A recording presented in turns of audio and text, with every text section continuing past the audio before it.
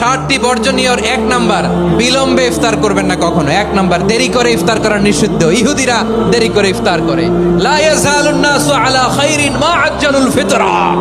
বিশ্বনবী বলেছেন, এই উম্মত যতদিন আগে আগে ইফতার করবে, এই উম্মতের কপাল থেকে কল্যাণ কেউ ছিনিয়ে নিতে পারবে না। চিল্লায় বলেন ঠিক কি না? আজানের জন্য বসে থাকবেন না, সময় দেখবেন। স্থানীয় সময় যখন সূর্যাস্ত হওয়া মাত্রই বিসমিল্লাহ, খেজুর খেয়ে ফেলবো। পারবেন তো নাকি দেরি করবেন? 2 নাম্বার, রমাদানের পবিত্রতা বজায় রাখবো। কোনো তর্ক বিতর্ক অশ্লীলতায় আমরা জড়াবো না, ঝগড়া করবো না, সরাসরিও না, ফেসবুকেও না।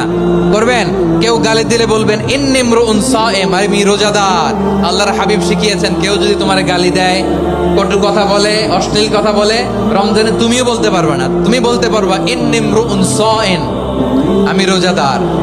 আজকে থেকে নিয়ত করেন, রমজানে কেউ গালি দিলে আপনি একটা গালি দিবেন নাকি?